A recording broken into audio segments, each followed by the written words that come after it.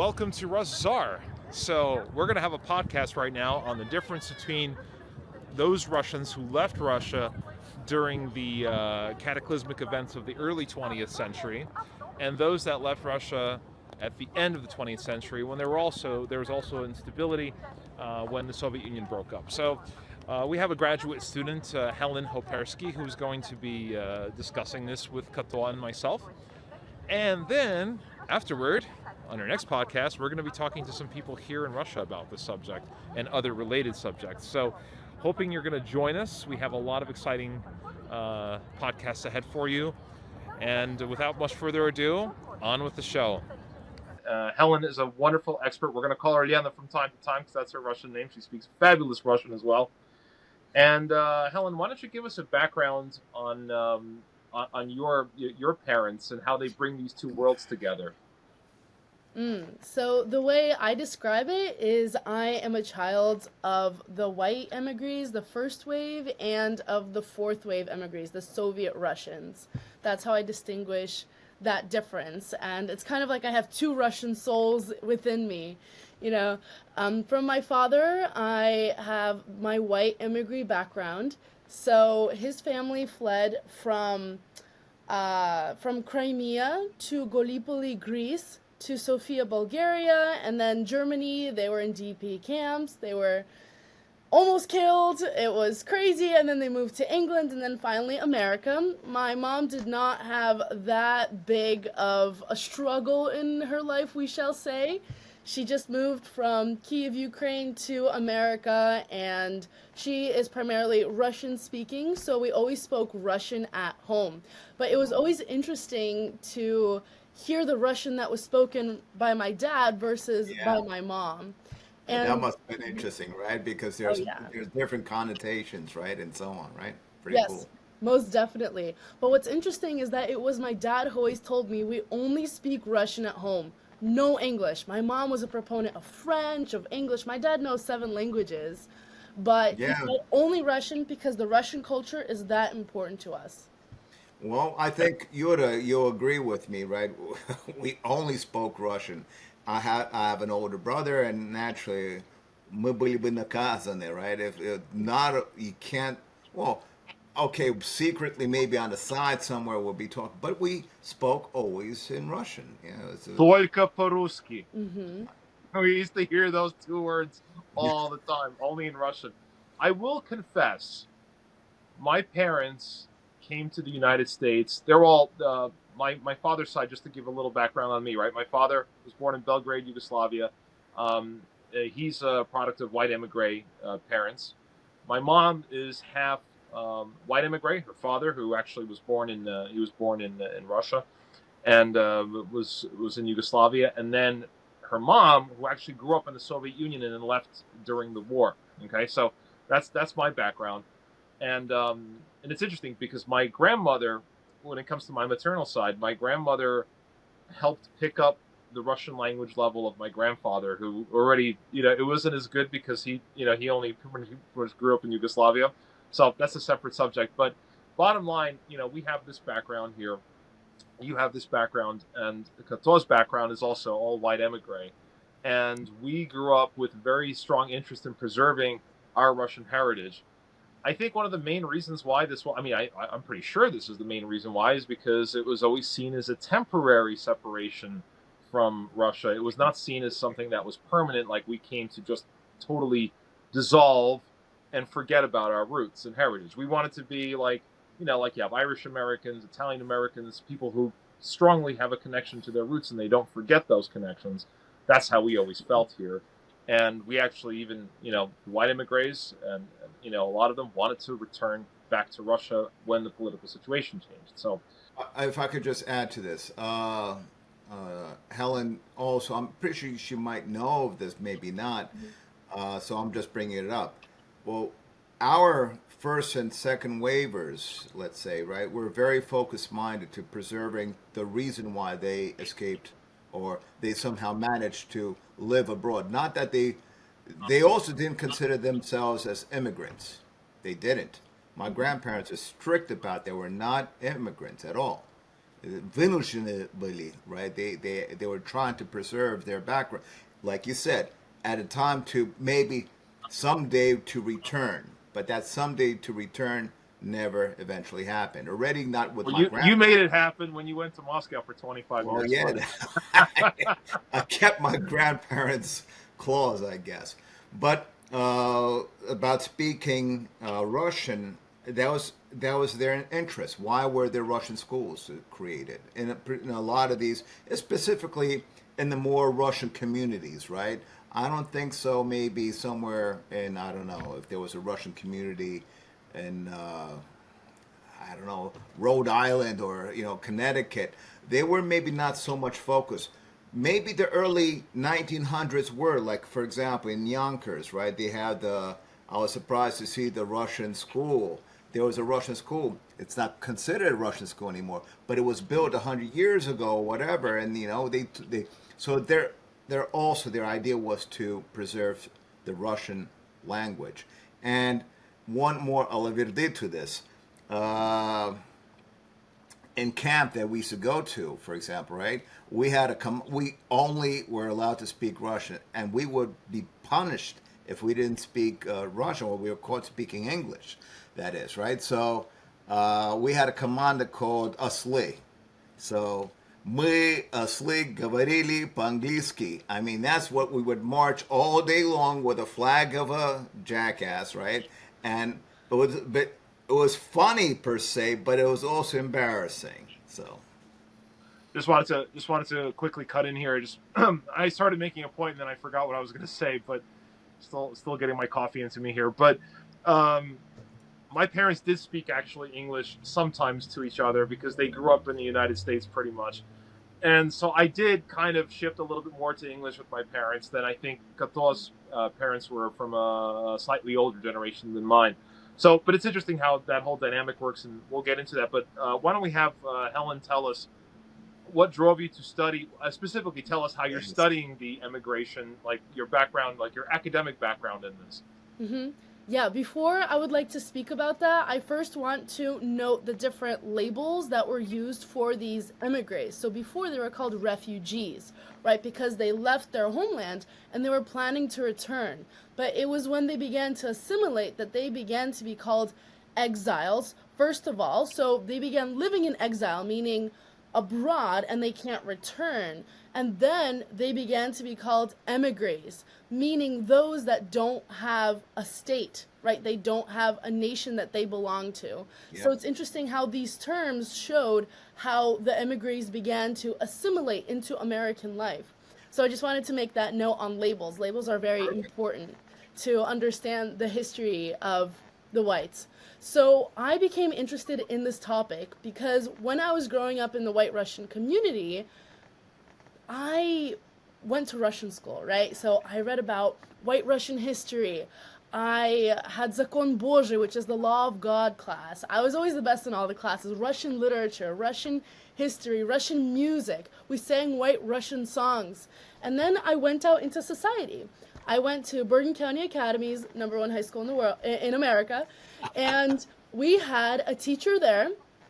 I remember him, Mr. Alshin. We had a class on Russian history, and I was like, great, I'm going to excel in this. Is And that then Sergei Alshin by any chance? Huh? Is his name Sergei? Yeah. I know him, yeah. Oh my God. Yeah. Well, he spoke about the Soviet Russian identity, and I was like, wait a sec, they exist? The white Russians are the real Russians. What do you mean? So I began to see that there was an interplay between the Soviet Russians and the white Russians, and that most of the people in the world don't even know about white Russians. And I thought, how is that so? I was born into this community. I grew up here, and most people don't even know who I am, who I consider myself as. So I began to be more interested in this topic. I began research. Turns out a lot of people in my generation and even older generations don't understand a lot of the nuances of what goes into their identity, what makes them white Russian. I began asking questions in my community. No one could answer them. So I thought, why not just go out and answer them myself? So I wrote an undergraduate thesis on this topic. I actually have it before me. It's called Shaping the Identities of Russian Americans, the Role of Russian Orthodoxy in the Russian Language. And there I I interviewed a ton of white Russians and also Soviet Russians, as they call them, Russians of the fourth wave, and also the grandmas, the parents, and the children. And it turns out that for the Soviet Russians, what united them was the language, while for the white Russians, what united them was orthodoxy. And if it wasn't orthodoxy that united them, they just Americanized right away. As soon as they came to America, their kids began speaking English. There was nothing uniting them. And so that was the premise of my thesis. Now I'm going on to Oxford to do a master's degree in Slavonic studies, and my MST, my Master of Studies thesis, is going to be on this topic, on the difference between Soviet Russians and white Russians. And I'm arguing that these are two different types of Russians, because a lot of Soviet Russians are saying, oh, those white Russians, we're all the same. We're all Russians. But white Russians are saying, no, we're different. We have a different mission. We speak a different language. We use different words. We think about the world differently. It's a different ideology. And so for me, it's important to write this down in writing so anyone can read it and anyone can understand our history, background, and learn from it too. Very good. Very good, Helen. I like what you just said that. It's interesting to note, though, also at the same time that, time moves forward, right? And Yes. I remember you and I, Helen, discussed this as well, that, of course, if we take a look at our world today, right? I mean, look at me, right? Okay, my parents were already born abroad. It's my grandparents that I knew who were born in Russia. But essentially, as the generations go on, identities also start to shift, merge, especially with intermarriage. Like you are an example of that, right? Mm-hmm. And also, like anytime, let's say somebody of my generation already, we faced a choice. We didn't like when it was earlier. For example, my parents' generation, if they married, they had a choice. Or you're either going to marry American, just anybody who's here, or you're going to marry a Russian emigre who's like yourself. Mm-hmm. Already in Kato's time already, and in mine, you could already marry somebody from Russia because the Iron Curtain came down. And that's an important point to make, that from 1917 or 1918 roughly through 1990, you could, if you were a citizen of the Soviet Union, you did not have the right to leave. I don't even know of an example in history where you couldn't actually leave a country No, you without getting did. No, they did. There were. well, they had to. It was not with the sanction of the It was government, not. unless we're talking about the third wave. It was not. It was not easy for them, right? But if they could Well, it was prove that illegal. there's some relatives or something like that, because we had people come in as late as 70. I'm sorry, as early as 78, when my grandmother's sister managed to travel to Florida. So it was available. It was just difficult routes. Maybe they Very. had some. Maybe they had some communistic whatever passports or whatever. I don't know, right? But she did travel, and then my father's third cousin also traveled. So I mean, it was available, but it was very difficult. Well, in the 70s, it already got a little easier to go. Like my mother visited the Soviet Union in the late 60s, and then she went again in the early 70s. So you could go back and forth, but it was very, very. If you were a citizen of the Soviet Union, it was almost Yeah. impossible, unless we're talking again about the Russian Jewish emigres, which had American legislation kind of backing it. Anyway, interesting subject in its own right. So, Liana, so let's kind of dig into some of these. First, let's just make a statement for everybody to understand exactly, because sometimes I get into stuff thinking other people know what we're talking about. So we have a revolution, right? We have the Bolshevik Revolution in November of 1917. The Bolsheviks overthrew the legitimate government. There was a civil war, and in the wake of the Civil War, a lot of people who were not happy with the way things were evolving, they retreated together with the whites, and that's my family and Kato's family, right, and your father, and well, not specifically, but their ancestors, and that's why my mother, for example, we were just talking about this earlier. You're saying about emigres. My mother doesn't even like that word. My mother says we just retreated. Our families were retreating. We didn't want to leave. We weren't abandoning the fight to preserve our Russia, But preserve our Russia is what we ended up doing abroad, essentially. And meanwhile, Soviet society evolved in its own direction, Mm-hmm. right? So that's where these differences start. They start with the specifics of Soviet society, which was a very, let's say, an activist government that was very heavily involved in people's lives. It was, hostile to religion. It imposed its own social order. It was a big believer in proletarian culture versus, anything that was perceived as, bourgeois, as they say, like, upper class, that was frowned on. Everybody had to be like a worker and stuff like that. And that ended up kind of echoing through society. Now, again, we don't want to judge people who grew up in that society. My grandmother, by the way, partly grew up there too. But it was a very serious upheaval, and that created a lot of these differences. So maybe we could talk to some of the things that you've observed in your research. Mm-hmm. So I found that what differentiates White Russians and Soviet Russians, as I call them, I shall say first wave and fourth wave emigres and immigrants. I actually call the first wavers, I call them emigres, and the fourth wavers immigrants. There's a And by the way, let's just define fourth wave again for everybody who doesn't know. Yes. So fourth wave is basically, think about the dissolution of the Soviet Union in 1991. Around that time is when tons of people left the Soviet Union and settled abroad. So that's the fourth wave. Yes. Okay, So right. the difference there, the main difference is the mission. What was the mission of the people, of this group of people? For the white emigres, for the first wave, 1917, 1920s, it was to preserve what was before that. The Russian Empire way of being, right? The Russian Tsar. A lot of people were connected by monarchistic ideals, by previous ways of living that they didn't want to, they didn't want their children to stop living the way that they themselves were brought up, right? They taught their children manners, etiquette, the French language, because that's what Russian aristocracy knew. So it was important to preserve the old way of living and Russian Orthodoxy. Russian Orthodoxy is at the core of it all. And then, now we go to the fourth wavers, right? This is, 70 years of Soviet rule. People don't really speak about religion. If they do, they only know about it from their grandmothers, who maybe heard about it from their parents. So all of this is muddled. They don't know much about religion. For them, the Soviet ideology is basically at the core of their being. They know Soviet mat, right? Soviet curse words. They live the Soviet way. They eat Soviet food. All they know is fear, right? The fear of the Soviet government. While the white immigrants and their descendants who grew up abroad, they had freedom. Think of America, France.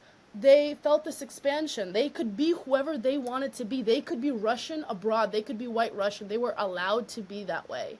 But in the Soviet Union, they were oppressed. They weren't allowed to be who they wanted to be. So those that even remained in the Soviet Union, those who weren't killed, they had to conform to the way the Soviet Union was run, right? They had to become Soviet themselves. So returning to these immigrants, right? These fourth wave immigrants, after the Soviet Union was dissolved, they come abroad. Why do they come abroad? Because they want to escape that feeling of being oppressed. They want economic freedom. They want the freedom that the white immigrants had living abroad. So what united them was not orthodoxy. What united them was the Soviet past and also the language, the Russian language. The Russian language was forced upon all the republics, all 15 republics. Uzbekistan, Kazakhstan, Georgia, you name it. All of them spoke Russian as their primary language, and then maybe they were allowed to speak their minority language, their ethnic language. So their mission was, again, to it was the survival of the fittest. You can say that. They were going abroad to survive, to have a better life. And so that's why right now you don't have one big group of people who stay together. They're all divided. Exactly. Well, I think just to point out something important here. I think that there is that concept of ruskoязычные, right? Yeah. That you hear a lot in, with people who came, from the fourth wave and after, and that kind of becomes a uniting point. But also to be fair, right? A lot of these, all the ethnic groups that you cited, they actually spoke Russian pre-revolution. It was all part of one big country at the time. It was the Russian Empire. But the thing is, from what I've seen from associating with a lot of these people, is that because let's say you mentioned all these different ethnic groups. When we were growing up, we had people that were also from all of these different, republics, and they were with us together. We felt like we were one whole, and some of them were not even Orthodox. Like you would have Kalmyks who were Buddhists, for example.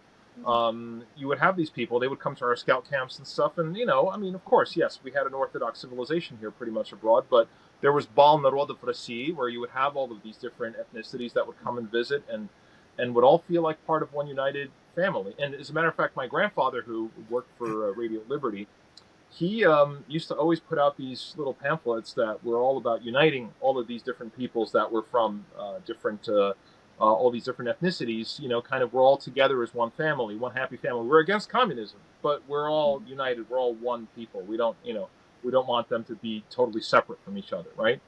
Of course, that got involved. You know, that gets involved in politics later on, years later. But just to make it clear, you know, yeah, but you're talking about people uniting around a language versus uniting around orthodoxy. But there's possible ways of uniting people, even if their religion is a little different. It's all a question of how they perceive themselves in a civilizational context. You know, like let's say, for example, we have the West. You have, you know, various, you know, little subgroups of people, like, you know, Latin countries, whatever it is. There is some kind of you can have these little connections based on things like that as well. If I could add to that, so basically what Helen is explaining, I support that. Understand between the first and fourth waivers, though we can't forget still the second and the third along the way. But among our, I mean, I grew up with very interesting last names, and among the Russian society, the Russian communities, right? So these people, they all were considered Russian. And we had Armenians and we had Georgians, and I'm of Georgian descent, but I speak, you know, I don't speak Gruzinski at all, right? Georgian, and it's always always Russian at home, and the fact that when I traveled abroad and I lived in Moscow, you know, I moved there in 1992, and every time when I would travel back, my parents would always pick up the new words that I picked up along the way, right? And and when I was living in Moscow, on the contrary, they would notice the language difference, like, what language are you using here? That we don't know that Russian dialect at all here. It was like I was this Pribaltiki, you know, you're from the Baltics, or you're a Serb or something like that. So Oh, we get that a lot with the Pribaltica because our accent seems to be it's, you somewhat know, similar to Baltic Russians. catching a Yeah. taxi, right? My Russian compared to, and it's like it was always different. So that language barrier that does exist. However, we kind of understood each other.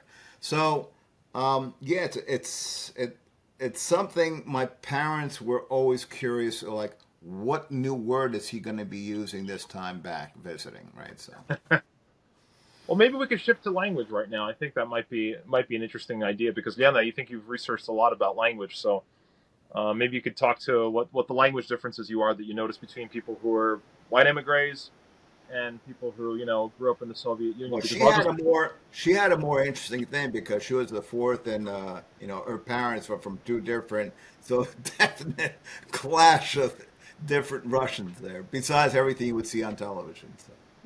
so yeah, talk to some of the language because that's a huge thing right there.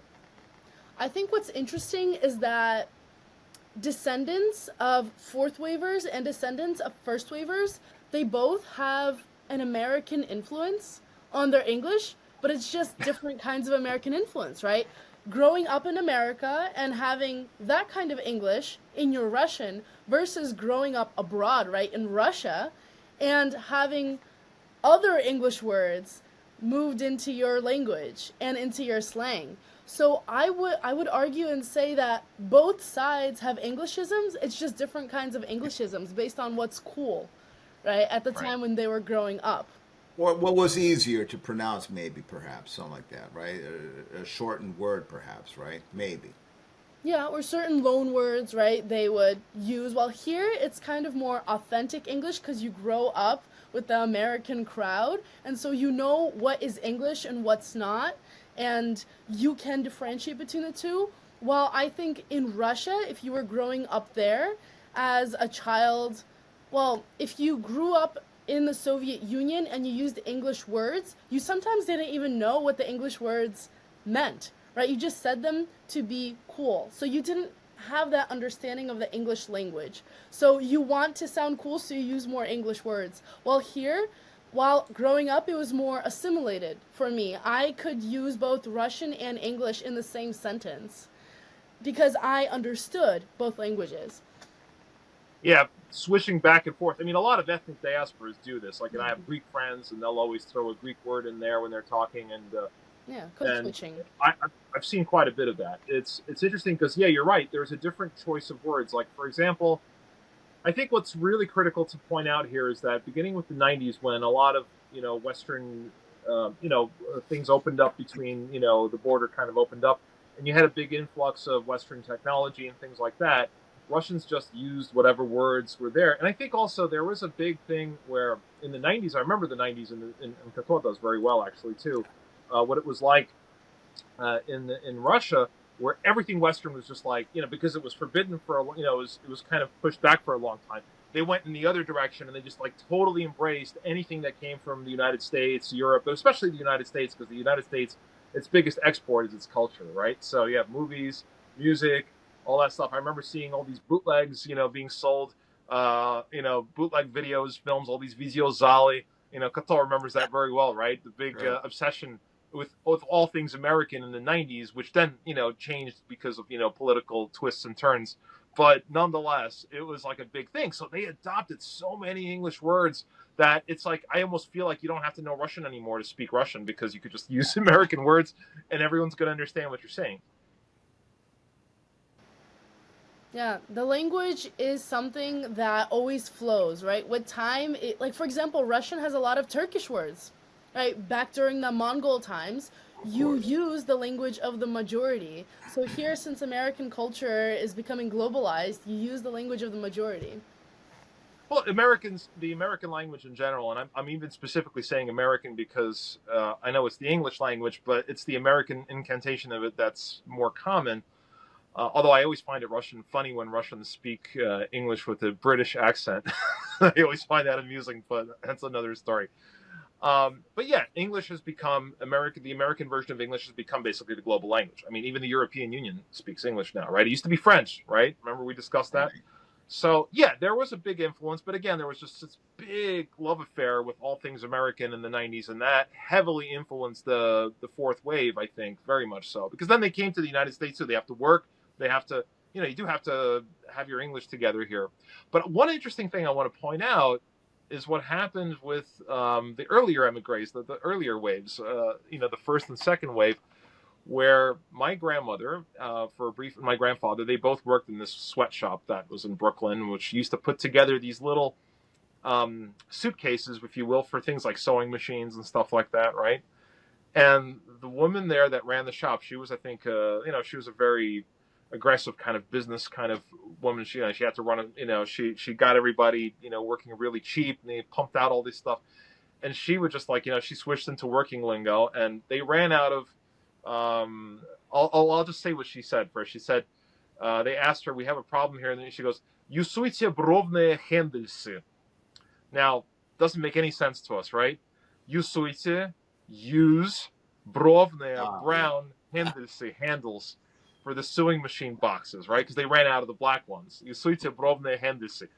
That's an entire sentence that's said in English but with Russian in a Russian, whatever sklenение or whatever you want to call it. So, yeah, interesting things happen.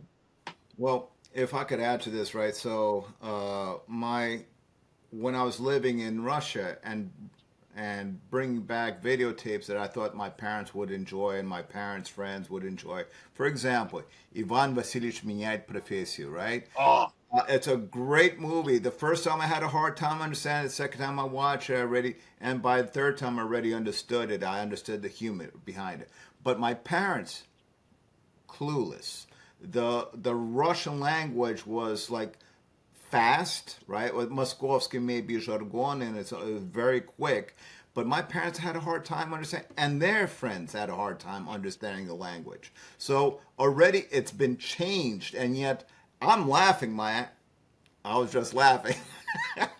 And I was enjoying it. It's not just that. Собачье сердце, same thing. Very aristocratic idea from the Soviet mentality of creating that movie, right? Though it's Bulgakov, right, who wrote it. So, but my parents were still kind of, they tried to understand the idea behind it, but it's a different Soviet thinking language. So it was just always interesting to see the different barriers. What they were noticing in me, my speech was improving. Now, uh, I got to back a little bit. When me and my brother opened up the restaurant, a Russian restaurant, and this is late '80s. So we were already dealing with the third waivers to supply us things like pilmeni, and there were different products from there, marinated products. And I was picking up the Russian already words. For example, it was hard for me to understand. For example, a word like davai, and it's davai, davai. And in our Russian, it means well, give, bidi, right? And so I go, no, Lёня, спасибо большое. And I go, ну давай, ну что давай? What do you want me to give? I don't know what you want me to give. Okay, give me another 10 pounds of this. Ну хорошо, Костя, давай, давай. And I'm like, what do you want from me? So, stuff like that. Yeah, I mean, I wish I had specific examples to bring. There's probably so many if you start thinking of them. Oh, Let's jump to okay. So let's jump a little bit to traditions. This is actually kind of a little bit of a sore point with me, but I don't know, Liana. How in your family was the whole New Year's question handled? I mean, given your parents' wow. different backgrounds. I mean, we celebrated it with the white Russian community. So I never knew about oranges until I learned about it in college class. In college, we were going over the difference between Americans and Russians. It was called America Through Russian Eyes. And they started speaking about mandarins, and I'm like, mandarins, oranges? Like, what's the hype? And they're saying, well, because oranges were like this very rare treat in the Soviet Union, they became a symbol of the New Year. I'm like, I didn't know Yeah. about this. They Yeah. say, Mandarins, oranges, yeah. yeah, like what kind of Russian are you? I'm like, I'm white Russian. Well, more specifically, though, I think here's why I want to get into this because this is actually a fundamental issue here in many ways. So, talking back to a lot of what you mentioned earlier about two different ways of looking at things. Pre 1935. Oh, okay. So when the Soviet government basically established itself, it hated Christmas, right? It was going to get rid of Christmas. It was going to get rid of Easter. It was going to do everything possible to totally refabricate society. And their Christmas trees were no good. Then, Stalin had a very pragmatic side to him, so he decided, okay, well, you know what? We'll give them something to be happy about. And in 1935, he recreated Christmas into New Year's. And there was also because there's a difference in the calendars, right? Because the Russian Orthodox Church stayed on the Julian calendar, so our Christmas is on the 7th of January. But the the Soviet society already moved to the Gregorian calendar essentially. So now, previously, you would have 7th of January would be it was the 25th of December on the old, according to the old method of dating. But so 7th of January would be Christmas, and then 14th would be New Year's, right?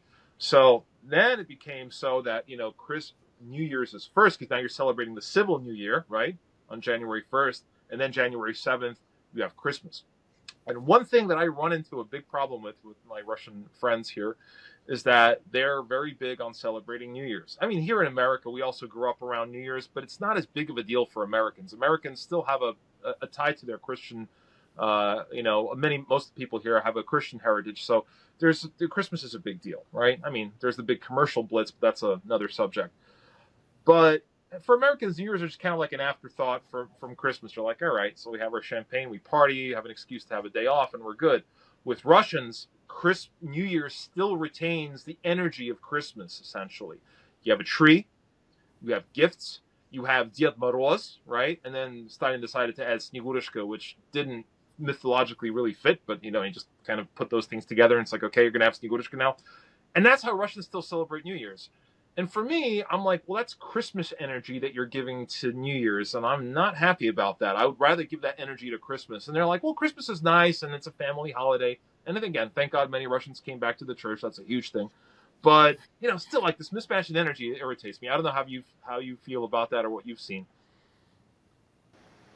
To be honest, I never really celebrated New Year that much. It was since I was very religious growing up, it was always about Christmas. And I think there is that difference between the white immigrants and the Soviet Russians, where the white immigrants were all about religion. Christmas is more important, you go to church. And then New Year's, well, you can't really celebrate it much because you have the post, right, going Right. on. So there's also that. Exactly. So if I can add to this, don't forget there's a point kind of forgotten about. Uh, Russians, pre-revolutionary Russians, did not celebrate New Year's. Well, it was there, but it wasn't celebrated. They celebrated as they call it today, the Russian Orthodox New Year's, which is September 13th on to the September 14th. That was the day that they celebrated New Year's. Okay, so they did not celebrate it June 14th. That was Krishna. All right, so we have to also understand that. Yes, in America we celebrated New Year secretly, kind of, and like you said, it was post, it was Lent, and okay, we'll cover ours. Nobody knows. We get together and might celebrate the clinging, the New York City falling of the ball, later the apple, and so on. But and we always celebrated that. And Christmas, well, we used to celebrate both actually. Well, we didn't celebrate. Sorry, we did not celebrate December 25th. But as kids growing up, all our friends, they're opening up their presents. Why can't we open up ours? So, Well, that's the calendar difference that we had to live with. But that's our problem already in American society, essentially, where we're on two calendars. But I think, what's really, yeah. So there is that dichotomy. And by the way, I just want to mention that in our Zarubezhe, and I'm sure you've been to probably a number of these. We do have a Stary Nowy God that we do, right? And you've been to that, I'm sure, right? Okay, yeah. So, where we have pilmeni, right? Yeah, mm-hmm. Yeah, pilmeni, yeah. and that's the great thing is because when we do Stary Nowy God, we can have meat. We can, without any zagryzienia совести, have all of our non-postne delicatessy, right? And by the way, you mentioned oranges for New Year's. Let's also not forget Olivier, right? Oh That's yeah. a Soviet thing. Mm-hmm. That's a A lot of Soviet thing because I think salad. mayonnaise, Kato, you probably know about the mayonnaise availability issue, right? Absolutely. Yeah, Yeah. yeah. There's a lot of mayonnaise and a lot of salads with mayonnaise and shuba, right? Salat but shuba and so on, which I still to this day can't eat it. Neither But can I.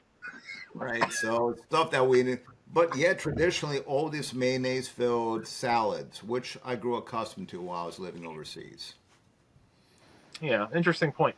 So another thing is, May holidays, right? That's a hot button because, Yeah. May 1st, that was a communist initiated holiday, right? The socialist communist initiated labor. It's basically their equivalent of Labor Day, right? We have Labor Day here, and Russian Americans as Americans, okay, they had Labor Day, but May 1st, when we have Russians from here, they're like, Maisky Праздник. We're like, that's not our thing.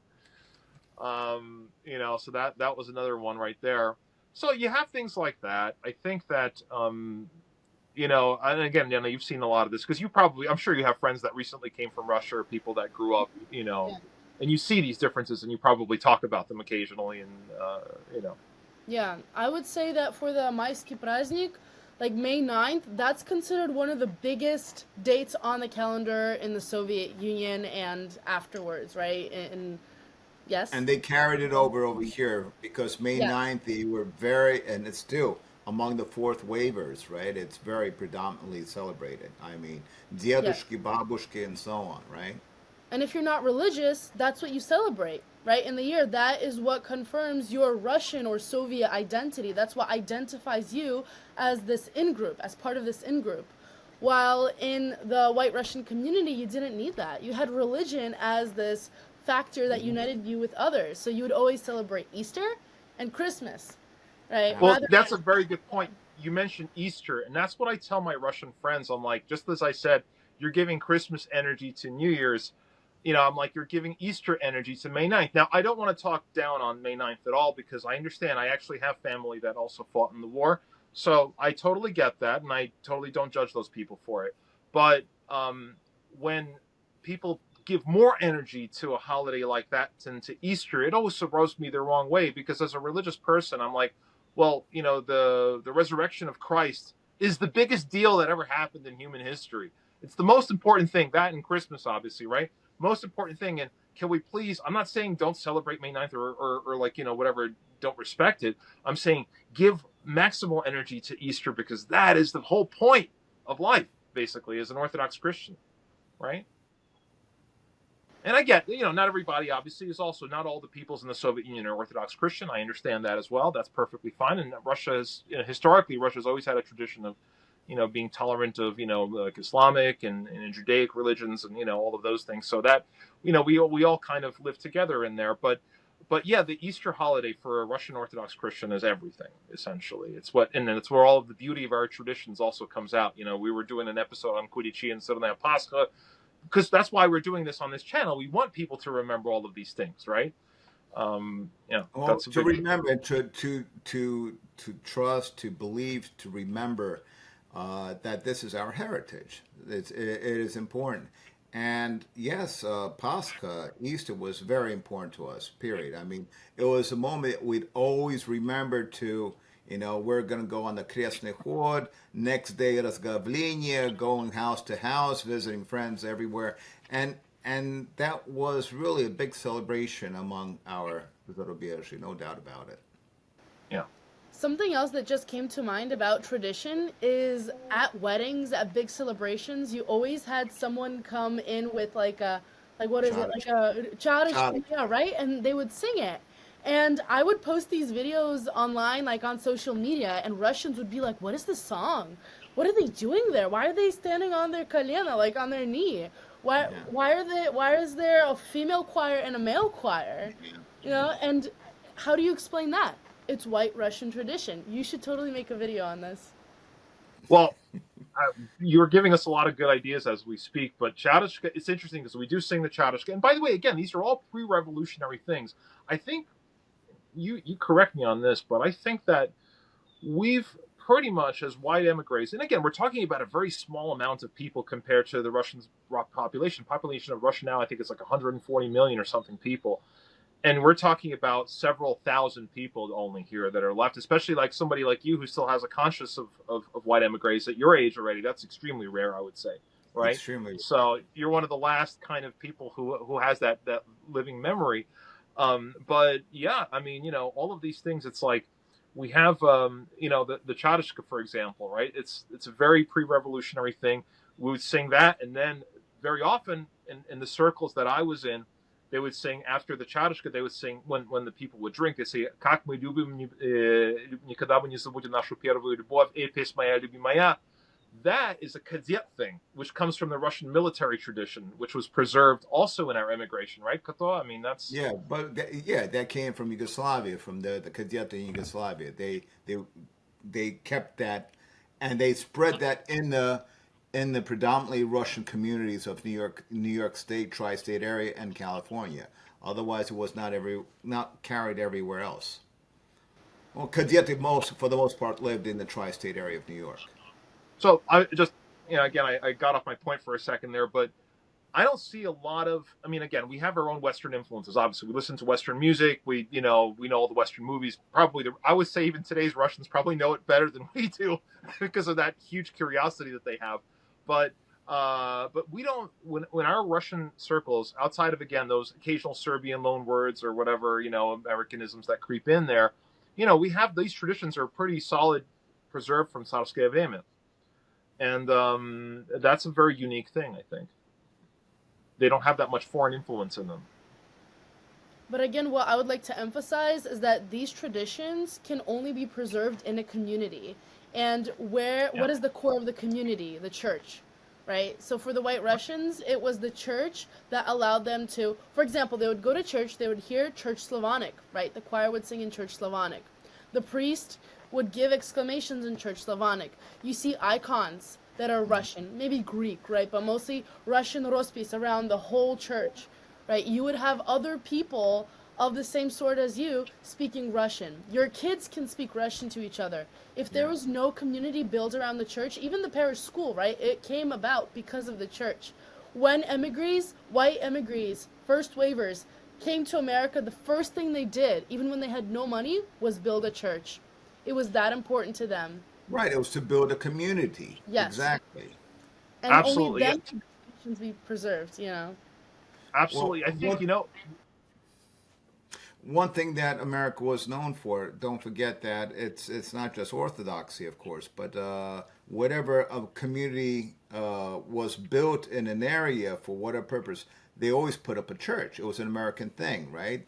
Maybe in Europe as well. I Oh, it can't answer. definitely, So definitely there we too. Yeah. would we the town square consisted of a church, of the police, law, courtroom, and so on. That was the town square with the theater and the stores, right? But the church was always built. And it might not be shown in Hollywood movies so much, right? Back to the Future, for example, right? But a church, in order to save and salvage the Russianness in our sense, right, was to have that church community. There are those that fell off that church community, right? They thought that, well, it might not be so important because we're in America, our children don't want to speak Russian and so on, and so they would fall off. But still, we were brought up in this Russianness, right? Russian diaspora, and the church played a vital role to do the weddings, the schools, the balls to the мероприятия, the balls to have uh, our younger generation to mingle to. So it was all very important. I agree. Yeah, well, think about the Soviet generation, right? The fourth wavers, right? They came to America. What's the first thing they did? Like they would think about themselves, right? Their families, rather Yes, than the right. community. There are those Yeah, that that's blended in, right? There are those that blended in, of course, and they were searching for it. But there are those who were just going to, if they were by themselves, and they still live by themselves. I bump into these people in various places down here in Florida, and yeah, I'm of Russian descent, so they're disassociating themselves. There are those that want to associate. So I mean, there are those, and granted, our waves as well. There were those that just didn't want to. We were also persecuted. I mean, there are those Russians who, I mean, carrying a name like Constantine or something like Igor and so on. It was very difficult. I mean, there was a reason why we were named for that purpose, right? Those carry those names. There was a reason for it. Um, Everyone had their own reasons, but there are those that suffered with it as well and changed their names. well, is an important point to mention because Katoa grew up during the heat of the Cold War, essentially, right? I grew up Exactly. when I was growing up. The Cold War was just starting to taper off because of Gorbachev, right? But even then, it was those things don't happen instantaneously. I was picked on. I was called a commie, even though I explained the history of my family, right? But when kids want to pick on you, they're not interested in the truth. They're interested in finding something to use against you, right? So I had to deal with Yeah. that. I'm sure Kato had to deal with it, and of course, all of our surroundings. And I think, unfortunately, what some people did is as Kato had mentioned, they basically, changed their last names. They would kind of, some people would be ashamed of Sure. their heritage. And my family were like, no, we're Russian, and you better deal with it because if here in America we're all supposed to have equal rights, you're supposed to treat us the same and not discriminate. So I don't know, Dan. I mean, you obviously grew up after the Cold War, but I don't know if you've had any experiences, but I think it was probably different from what Kato and I had to go through in that sense. The way that I see it is that you strengthen your identity through suffering, right? So when you're persecuted, you can go one way, which is feel that brunt of that suffering and then be like, no, I'm going to stand with my identity. I'm going to continue being Orthodox. I'm going to continue going to church no matter what they say. My community is important to me and my religion is important to me. Or you could fall off, right, that path and be like, well, they're persecuting me. Exactly. Well, poor me, and then become Americanized, right? So and a lot of the white Russians that exist now, they exist because of the fact that they were persecuted by the Bolsheviks, by the Americans, and they still decided to keep within their community. So Yep. I think that's very important. If you're in the community, you can continue passing down that legacy, passing down the information. Because I was within the community, that is why I'm so interested in this, in passing Sure. down this information. But those that didn't consider themselves as part of it, whose identities maybe half Russian, half American, and they're more Americanized through their father or mother, they fall off. They're not part of the in group. They don't speak Russian. They don't understand the religion as well. They weren't brought to church by their grandma, right, every Right. single week. So Right. they So fall off. I had the liberty to live in various places, and down here right now, I'm living in St. Petersburg, Florida, and it's named after a Russian who was from Florida, sorry, was from Russia, and that's Peter Demens, shortened from Peter Dementiev, right? Pyotr Dementiev, and he's changed it to Demens because it sounded more American and easier to pronounce. So that's a living example. There's also those few Russians that did actually live here at the turn of the century. Kaminsky is a famous sculptor, right, and Filipovy, who were also descendants from Moscow. That they eventually their generations still exist today, but they're not Russian at all. They've never. And who's at fault? Well, there was no church here. Peter Demis didn't maybe have the idea to put up a church here. Maybe he didn't see a need for it. Maybe, so we have orthodoxy in reality down in Florida did not exist in the early 1900s, right? Late 1800s. So, sure, okay, the Greeks did. The Greeks in Tarpon Springs.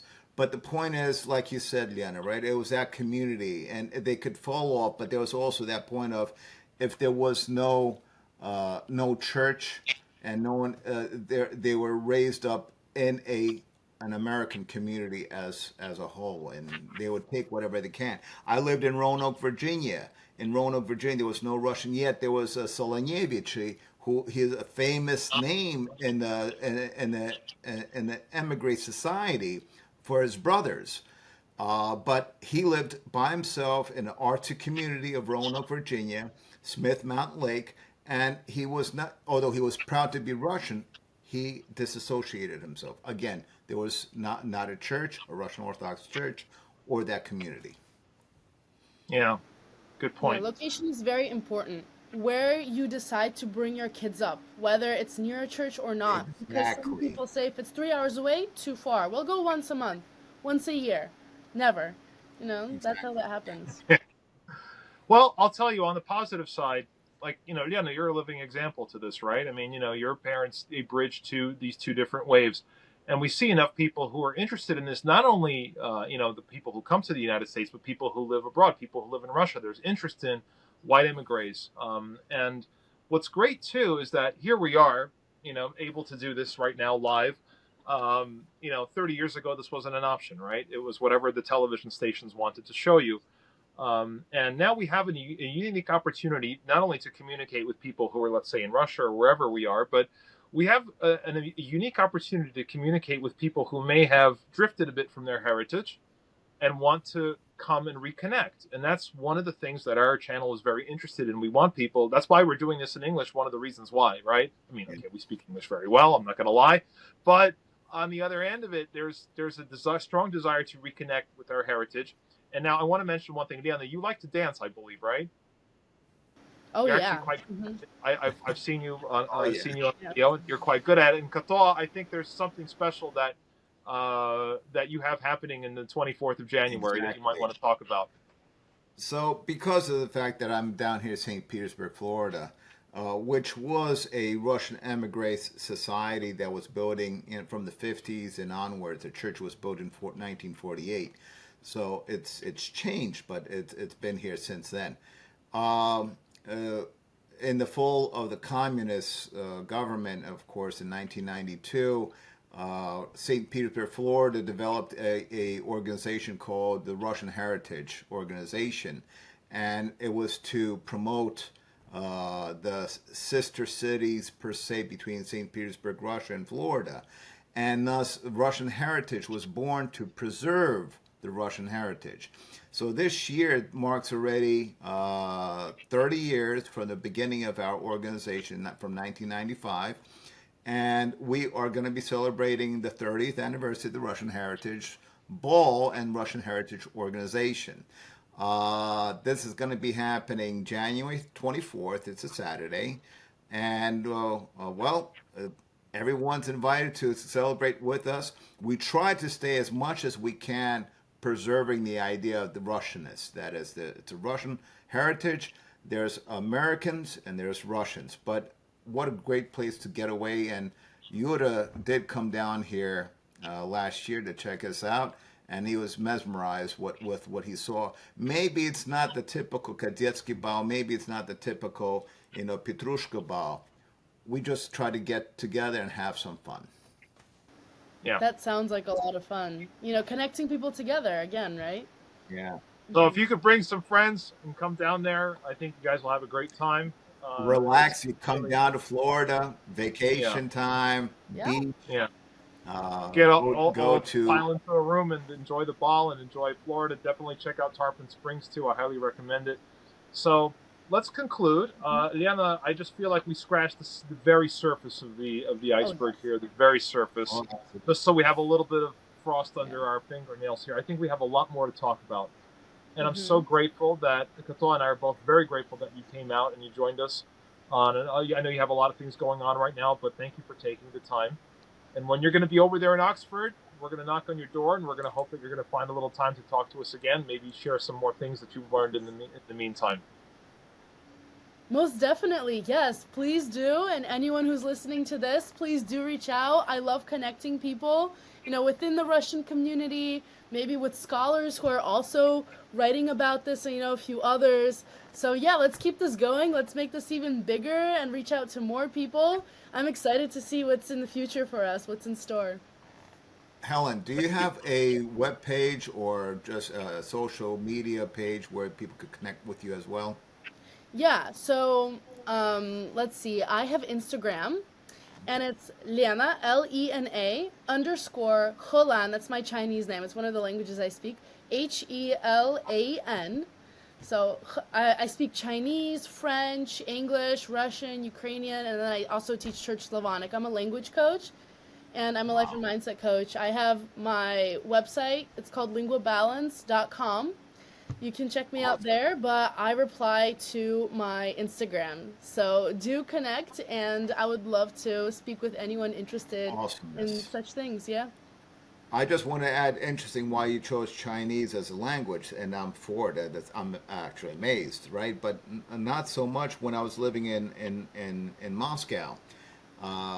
Finding out that besides Russian, what the kids are learning, Russian and English, the third most popular language that the kids are studying is Chinese. Wow.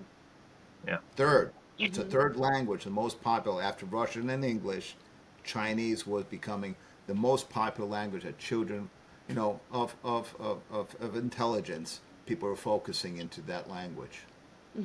Well, for me, it was Wonderful. about the Harbonites, the Russians that fled through Sure. Siberia to China.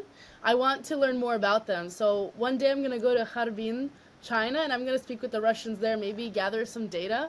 We'll see what happens. There's an institute. I believe there's an institute there, a Chinese institute that has been focusing more in recent times. We have down here. You might know her grandchildren. Titinadya Kravchenko. She's from Harbin, and her grandchildren are Lopukhine. Of course, yes. All right. So their grandmother is from Harbin. Amazing. I'm going to And connect with them on that. she's down here, Titinadya Kravchenko. She's down here. I'll be with her in church tomorrow. So Wonderful. Liana, thank you so very much. And this is just the beginning, so we're going to keep talking. And this is going to be a very exciting podcast, and we're really happy that you came on. Thank you. Thank you for having me here.